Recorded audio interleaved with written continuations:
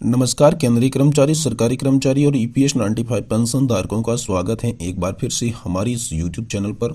दोस्तों, इस समय की पेंशन धारकों के लिए दो महत्वपूर्ण खबरें निकलकर सामने आ चुकी है। जी हाँ दोस्तों, ये दोनों खबरें पेंशन धारकों को राहत प्रदान करने वाली हैं। जिसमें दोस्तों पहली खबर की बात करें तो दोस्तों ईपीएस 95 हायर पेंशन पर गुड न्यूज़ है। मद्रास हाईकोर्ट के आदेश से 2014 से पहले रिटायर्ड पेंशन धारकों की बड़ी उम्मीद, ईपीएफ का फंसा पेंच। जी हाँ दोस्तों, यहाँ पर जो पेंशन धारक हैं वो लगातार सुप्रीम कोर्ट से आस लगाए बैठे थे, उम्मीद लगाए बैठे थे, लेकिन सुप्रीम कोर्ट तो नहीं पर मद्रास हाईकोर्ट ने आप सभी के लिए एक बड़ा फैसला जारी किया है। जिसमें दोस्तों 2014 से पहले रिटायर्ड पेंशन धारकों की पेंशन को लेकर उम्मीद जाग चुकी है।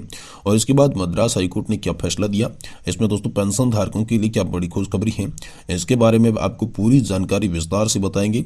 लेकिन इससे पहले एक और बड़ी खबर की बात करें तो दोस्तों संसद में उठा एनपीएस के तहत मामूली पेंशन मिलने का मामला, सरकार ने बताया ज्यादा पेंशन पाने का फॉर्मूला। तो दोस्तों आखिरकार आप सभी की पेंशन का मुद्दा संसद में उठ चुका है और सरकार ने इस पर भी जवाब दे दिया है कि आखिर आपको ज्यादा पेंशन किस तरीके से मिलेगी, कहां से मिलेगी और कब से मिलेगी।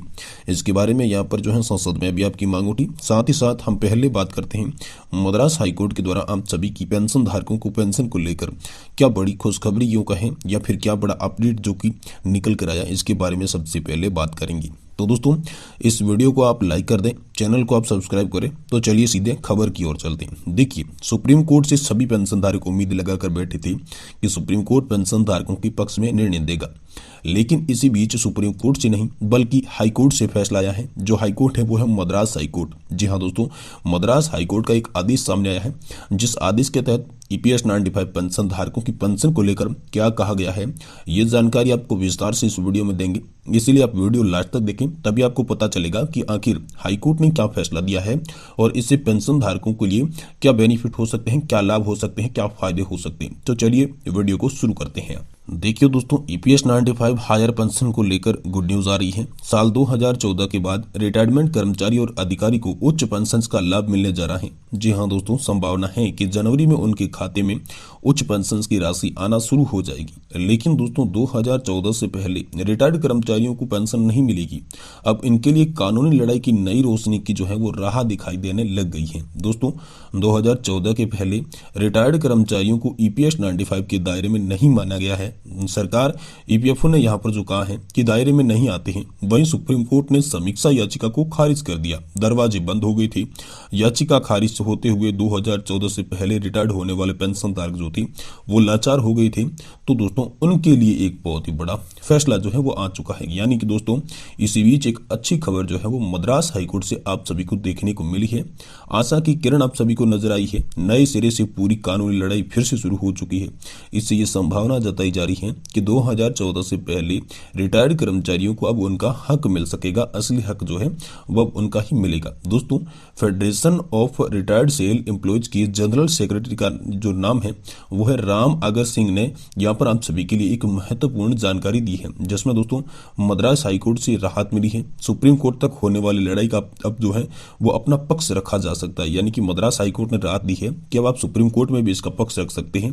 दोस्तों राम अगर सिंह ने कहा कि फेडरेशन और एनसीओए की शुरुआत में ये मांग करता है कि 2014 से पहले रिटायर्ड लोगों को भी लाभ दिया जाए। साथ ही दोस्तों सुप्रीम कोर्ट की 4 नवंबर 2022 की जजमेंट की गलत व्याख्या की गई है। सरकार और ईपीएफओ ने गलत व्याख्या की है। जो सुप्रीम कोर्ट में 4 नवंबर का जो आदेश जारी किया था उसकी जो व्याख्या है वो सरकार और ईपीएफओ लगातार मिलकर गलत व्याख्या कर रहा है। हम लोग शुरू से ये बोलते आ रहे हैं ये जो जजमेंट है ये जजमेंट की तरह काम नहीं हो रहा है। ऐसा दोस्तों यहाँ पर राम आगर सिंह ने बताया है और इससे समझ में आया कि मद्रास हाईकोर्ट ने एक आदेश यहाँ पर जो माना है ये समझ गए हैं मद्रास हाईकोर्ट। इसलिए उन्होंने माना है कि 2014 से पहले वाले पेंशनों को भी पेंशन देने की बात यहाँ पर जो है वो कही गई थी। सुप्रीम कोर्ट ने कहीं भी पेंशन देने से मना नहीं किया था। आदेश में स्पष्ट रूप से कहा गया कि सुप्रीम कोर्ट ने कहीं भी 2014 से पहले वाले पेंशन धारकों की पेंशन पर कोई रोका नहीं था। इस बात से अब ईपीएस 95 पेंशन धारकों को लेकर अब नई किरण आप सभी को उम्मीद की दिखाई दे रही है। तो दोस्तों मद्रास हाईकोर्ट का असर जो है वो कहां तक होगा इसके बारे में बात करें तो आशा की किरण जगी है, क्योंकि ईपीएफओ के पास अब 2 विकल्प है। मद्रास हाईकोर्ट के खिलाफ सुप्रीम कोर्ट में चैलेंज कर सकता है और ईपीएफओ जैसे ही सुप्रीम कोर्ट जाएगा वैसे ये पूरा केस फिर से खुला जाएगा और निराशा का जो गेट है वो आप सभी के लिए खुल जाएगा। जो सुप्रीम कोर्ट ने बंद कर दिया था वो आप सभी के लिए उम्मीद की किरण नजर आएगी। अब दोस्तों अगर ईपीएफओ 90 दिन के अंदर अपील नहीं करता तो ये आदेश सबके लिए मान्य हो जाएगा। और सरकार ने एक फैसले में 2014 से पहले रिटायर्ड होने वाले चेहरे पर कोई मुस्कान ला दी। जी हाँ दोस्तों, 2000 पहले से जो भी कर्मचारी, जो भी वर्कर्स रिटायर्ड हुआ है अब वो पेंशन धारक है, उनके चेहरे पर काफी सारी रौनक इस हाईकोर्ट के फैसले के बाद नजर आ रही है। ईपीएफओ की वकील ने बार बार कहा कि सुप्रीम कोर्ट में याचिकाकर्ता हार चुके हैं। मद्रास हाईकोर्ट ने कहा सुप्रीम कोर्ट के जजमेंट की कहीं भी पेंशन न देने का यहाँ पर जो है वो मेंशन नहीं किया गया था। सुप्रीम कोर्ट ने पेंशन न देने की बात कहीं पर भी नहीं की थी। दूसरा विकल्प इसके लिए ये बताया जा रहा है कि देश के सभी हाईकोर्ट में अपील करने का जो सिलसिला है वो अब एक बार फिर से शुरू हो चुका है। याचिकाकर्ता ये कहेंगे कि सुप्रीम कोर्ट के आदेश की गलत व्याख्या हुई है और हमको भी इसके दायरे में लाया जाए। ये दो विकल्प है, या तो वो 90 डेज के अंदर सुप्रीम कोर्ट जा सकता है, अगर वो सुप्रीम कोर्ट नहीं गया तो यहाँ पर आप सभी के लिए लागू हो जाएगा। अगर ऐसा नहीं होता है तो दूसरा विकल्प आपको यही है कि जो भी आपके सुप्रीम कोर्ट के अलावा आपके जो क्षेत्र के हाई कोर्ट है आप उसमें जाकर पेंशन की अपील कर सकते हैं। ये रास्ता भी आप सभी के लिए खुला कर दिया गया है। अब दूसरी बड़ी खबर की बात करें तो दोस्तों संसद में उठा एनपीएस के तहत मामूली पेंशन पाने का मामला। सरकार ने बताया ज्यादा पेंशन पाने का फॉर्मूला। आखिरकार दोस्तों आप सभी के लिए जो पेंशन का मामला है वो संसद के अंदर उठ चुका है। तो इसके बारे में बहुत ही बड़ी खबर आप सभी के लिए निकलकर सामने आई है। देखिए दोस्तों, हाल ही के दिनों में कई ऐसी शिकायतें आई हैं कि एनपीएस के तहत रिटायर्ड होने वाले राज्य सरकार के कर्मचारियों को बेहद मामूली पेंशन मिल रहा है, जो कि उनकी जीविका के लिए नाकाफी है, यानी कि अच्छा नहीं है। इसी के चलते सरकारी कर्मचारी ओल्ड पेंशन स्कीम की मांग करते हैं और अपनी मांग को लेकर हाल ही के दिनों में दिल्ली के रामलीला मैदान में धरना प्रदर्शन भी कर चुके हैं। पर अब तक इस बात की गूंज जो है वो संसद में भी सुनाई दे रही है। नए पेंशन सिस्टम चुनने वाले राज्य सरकारों के कर्मचारियों के रिटायरमेंट के बाद उनको महज 1000 रुपये से 2000 रुपये तक की मंथली पेंशन मिलने पर केंद्र सरकार ने यह सफाई दी कि सरकार ने संसद में कहा कि ये कर्मचारी अपने रिटायरमेंट पर मिलने के बाद 100% जो कॉर्पस है उनको एन्युटी प्लान में निवेश कर सकते हैं, जिससे वे ज्यादा पेंशन पा सकेंगे। अब दोस्तों सरकार ने बताया ज्यादा पेंशन पाने का फॉर्मूला। आखिर ज्यादा पेंशन कैसे पा सकते हैं, ये सरकार ने फॉर्मूला आप सभी के लिए बता दिया है।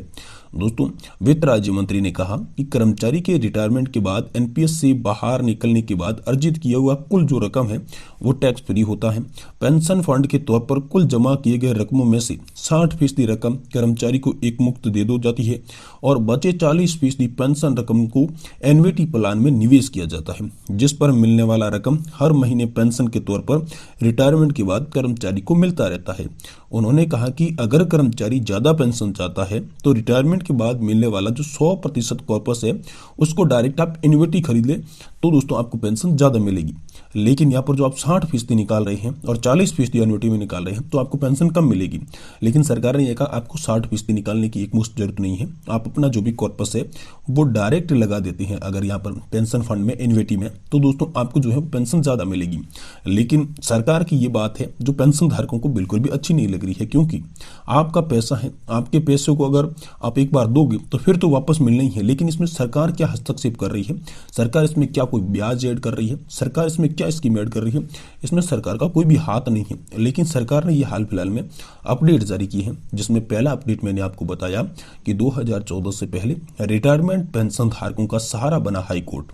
जी हाँ दोस्तों, हायर पेंशन पर जो ईपीएफओ का पेंच फंसा हुआ था उसमें आप सभी का मद्रास हाई कोर्ट सहारा बना है। और दूसरी बात, संसद में आप सभी की पेंशन की गूंज उठी थी, पेंशन का मामला उठा था, क्योंकि दिल्ली के अंदर प्रदर्शन हुआ था तो उसी को लेकर यहाँ पर संसद में बहुत सारे सांसदों ने मामला उठाया था और संसद में यहाँ पर सरकार ने ज्यादा पेंशन पाने का यही आपके लिए एकमात्र फॉर्मूला बताया है। अब पेंशन धारकों में इस फॉर्मूले को सुनने के बाद काफी सारा आक्रोश है।